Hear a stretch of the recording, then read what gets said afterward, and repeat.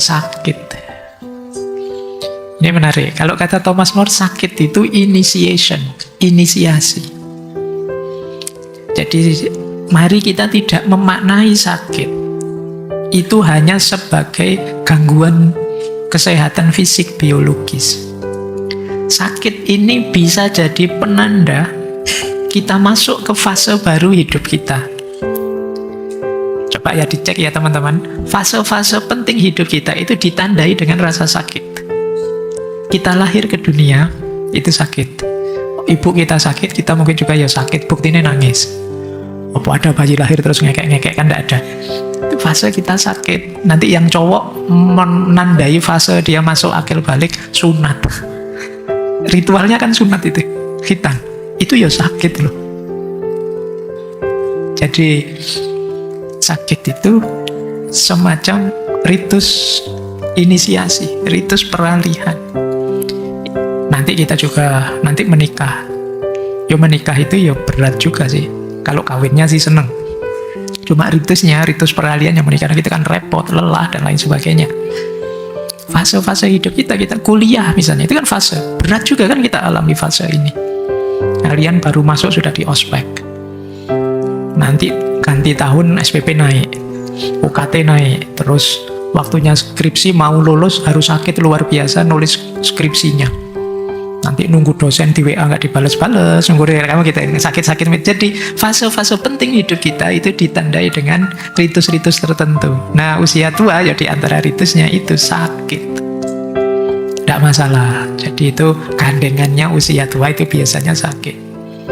Jadi dan menurut Thomas More ya penyakit itu ya maknanya luas. Orang yang sakit itu biasanya kemudian berubah cara pandangnya terhadap hidup ini. Beda dengan orang yang tidak pernah sakit. Apalagi pernah mengalami sakit parah. Itu biasanya cara pandangnya terhadap hidup berubah.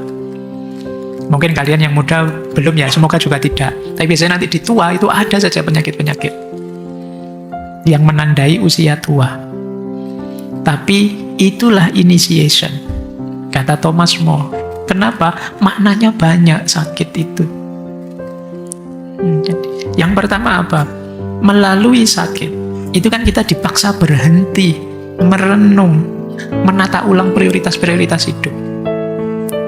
Begitu ada, bayangkan kalau usia tua itu kita tidak ada sakitnya sama sekali, fisiknya masih sehebat waktu muda, mungkin kita lari terus tidak berhenti-berhenti. Sakit itu menghentikan kita. Iya, jangan-jangan ada banyak hal yang kemarin terlewatkan. Jangan-jangan ada prioritas yang harus diubah, diganti. Ini manfaatnya sakit. Jadi yang pertama sakit itu berfungsi ngerem. Yang semula kita mungkin ngegas terus, saatnya direm. Nah ini indahnya hidupnya manusia ya, ada mekanisme sakit. Kadang-kadang Allah ngerem kita juga sedang sakit. Kita makan berlebihan terus perut mules mencret terus kita direm makannya. Kita berlebihan makan terus sakit ini, terpaksa kita menguranginya. Kadang-kadang memang padahal kita oleh Allah dikaruniai akal, kita jarang pakai akal kita secara serius, akhirnya ya untuk menghentikannya memang dengan sakit. Yang kedua, sakit membawa pada kesadaran bahwa hidup ini memang rapuh, waktu kita terbatas, dan tubuh kita juga terbatas. Kadang-kadang kita membuang waktu terlalu banyak untuk hal yang tidak esensial. Kita menghabiskan biaya terlalu besar untuk hal yang sebenarnya tidak pokok dalam hidup kita. Dengan sakit terus kita sadar, iya ya, ngapain saya kemarin seribet itu? Ngapain seheboh itu? Nah ini efek dari rasa sakit.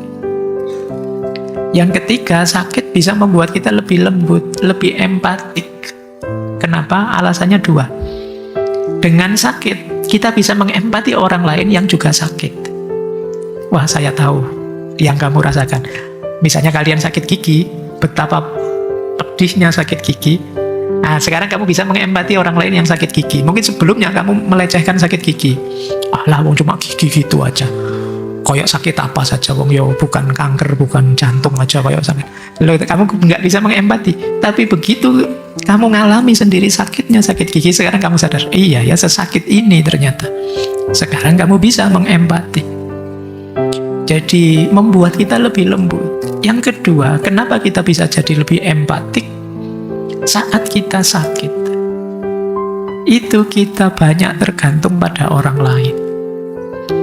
Mungkin keluarga yang merawat, mungkin tetangga yang memberi ini itu, membantu ini itu. Di rumah sakit, dokter, perawat juga bantu kita. Kita mulai sadar bahwa kita itu lemah, perlu orang lain.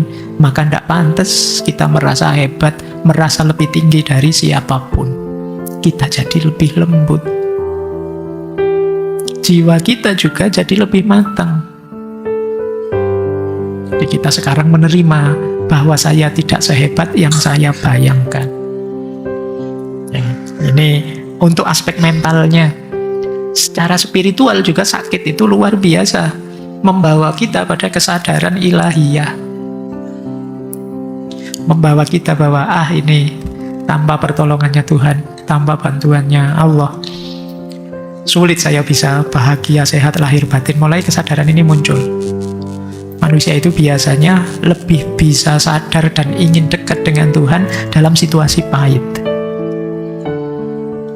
Makanya ada yang bilang diuji kenikmatan dengan diuji kesulitan sebenarnya lebih mudah merespon ujian kesulitan.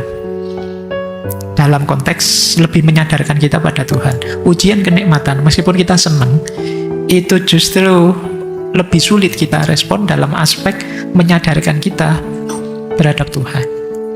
Kalau kita kan kalau ditanya, milih mana, diuji kaya apa diuji miskin? Kita mesti jawab, diuji kaya saja Pak, kan gitu. Daripada diuji miskin. Dalam aspek senang dan tidak senangnya hidup, nikmat dan tidak nikmatnya hidup, ya memang enak diuji kaya. Tapi dalam aspek kesadaran yang membuat kita lebih ingat pada Tuhan, lebih dekat dengan Tuhan, itu sebenarnya ujian pahit lebih mendekatkan. Diakui atau tidak, kalau ada kesulitan, kalian kan lebih ingin nambah sholat tahajud lah, doanya jadi panjang lah, nambah amal ini, amal itu, pasti begitu. Tapi kalau pas senang, tidak ada pikiran ke sana. Mentok paling kalau seneng sujud syukur yuk, itu dok, terus selesai. Tapi kalau kamu sulit, itu ada puasa Senin Kemis, ada istighosah, ada apa itu, selalu banyak pokoknya amalannya. Dari aspek ini ya, meskipun ya tetap kita enak mana diuji kaya apa miskin, ya kaya saja lah Pak ujian. Oke, baik. Jadi sakit bisa bermakna panggilan spiritual. Kemudian juga makna sakit yang terakhir, membuat kita lebih siap menghadapi kematian dengan penerimaan. Jadi kalau kita sakit, apalagi sakit lama, apalagi sakit parah, itu secara umum jiwa kita lebih siap untuk menerima kematian dibandingkan yang tidak sakit. Tidak ada persiapan apa-apa, itu mesti kagetnya luar biasa. Tapi kalau sudah diawali dari sakit, ini seakan-akan mental kita disiapkan dulu. Jadi kalau dari aspek ini semua, sebenarnya ya sakit itu tidak seburuk itu. Ada banyak hikmah dari rasa sakit. Dulu kita pernah bahas ini satu sesi penuh itu tentang sakit. Saya ingat saat itu masih era pandemi. Jadi di sesi pandemi itu, kalau kan tidak ada ngaji kayak gini ya, dulu saya ngomongnya di kamar sendirian itu kayak orang tidak waras itu, ngomong dewe dengar laptop itu direkam terus baru itu, zaman pandemi itu. Di situ ada tema sakit, maknanya ternyata luas sakit. Jadi kita biasanya simpel melihat sakit itu ya negatif Pak, berat Pak, menyusahkan Pak. Iya dari sisi itunya ya, tapi dari sisi hikmah dan maknanya sebenarnya ada kedalaman makna dari sakit. Kita lanjutkan. Nah terus Pak, kalau kita sudah tua, segalanya terbatas, tapi jiwa kita masih muda, apa sih yang bisa kita lakukan? Kalau di Thomas More ada 3, play, work, and retire. Ya, play itu bermain. Jadi apa? Play itu kalau kita main itu kan ada 3 unsur. Yang pertama penasaran, ingin tahu. Yang kedua spontan. Yang ketiga kreatif. Ini kan jiwa-jiwa pemain. Nah, play ini di usia tua pun masih bisa kita jalankan. Jadi di usia tua bisa permainan dalam bentuk seni, musik, menulis, berkebun, termasuk ngomong cucu, termasuk itu bagian dari play. Dengan melakukan play ini, permainan ini, jiwa kita akan tetap muda. Membuka ruang untuk tetap gembira. Jadi play ini biasanya berhubungan dengan hobi. Ada banyak hobi yang menggembirakan kita, yang masih bisa kita jalankan. Kalau masih bisa dijalankan, tidak usah malu-malu. Jadi, Pak, lihat pemandangan itu hobi. Ya, jalan saja lihat pemandangan. Saya suka melihara ikan, pelihara ikan. Jadi, mungkin bikin kolam kecil yang bisa dinikmati sendiri, silahkan. Ini play. Hidupkan play dalam diri kita. Dulu juga kita ada pernah filsafat permainan itu. Hidup ini memang permainan, maka tidak usah malu-malu kalau ingin bermain. Ingin menggembirakan diri kita. Meskipun tentu saja ya jangan main terus. Skripsimu tidak jadi-jadi nanti. Ya harus ngerti batasnya. Jadi ini maksudnya Thomas More, ya tua pun tidak masalah. Ada banyak jenis permainan yang bisa dijalankan. Yang kedua, work. Work itu kerja. Nah, menariknya, kerja di usia tua itu mungkin bukan kerja yang bernilai ekonomi, yang menghasilkan banyak, itu mungkin masanya sudah lewat. Tapi kerja di usia tua itu kerja yang mengikuti panggilan jiwa. Mungkin mengajar, mungkin menulis, mungkin melukis, mungkin nuntun orang, menasehati orang. Jadi kerja di usia tua bukan tentang produktivitas, tapi tentang ekspresi diri dan kontribusi. Apa yang saya bisa dan apa yang bisa saya berikan pada lingkungan sekelilingku. Ini kerja-kerja usia tua. Mungkin sekedar menasehati, mungkin ngajar, mungkin juga ada menulis, berkarya ini, berkarya itu yang tidak berorientasi ekonomi. Inilah work-nya orang tua. Kemudian retire. Retire itu pensiun. Thomas More mengkritik bahwa pensiun itu berarti berhenti total, tidak ngapa-ngapain, pasif. Kata Thomas More, yang disebut true retirement adalah transformasi tujuan hidup. Kalau dulu tujuan hidup itu memenuhi ambisi, mengejar cita-cita. Tapi sekarang tujuan hidup adalah memberi, berbagi, menemukan kebebasan batin. Jadi ini yang dimaksud pensiun. Jadi pensiun itu bukan terus nonaktif, terus tidak ngapa-ngapain, tidak begitu. Justru tambah tua sebenarnya kita tambah berharga. Kenapa begitu? Karena di usia tua kita bisa menjadi elder. Elder itu mungkin sesepuh, tetua, orang tua, yang kata-katanya tidak hanya rangkaian kalimat tapi juga tuntunan, bahkan mantra pendorong. Jadi orang tua mencapai kepenuhan dirinya dengan menjadi elder. Elder itu menjadi sesepuh yang menuntun, membimbing, jadi rujukan pertanyaan. Ini namanya jadi elder. Cirinya elder apa? Elder itu dia menerima masa lalunya sepenuhnya sebagai pelajaran dan bersyukur atas hidupnya. Orang yang masih menyangkal dirinya, menyangkal hidupnya, tentu saja tidak bisa jadi elder meskipun usianya tua. Jadi elder beda dengan older. Older lebih tua dari sisi umur, tapi elder ini tua secara jiwa. Ada banyak orang yang older tapi bukan elder. Dan nanti ada orang-orang istimewa yang mungkin usianya muda tapi sudah elder. Sudah bijaksana dan bisa jadi penuntun.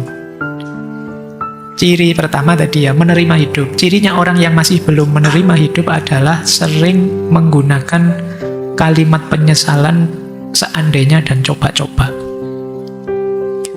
Seandainya ya, dulu saya zaman kuliah, itu berarti dia ada yang belum dia puasi.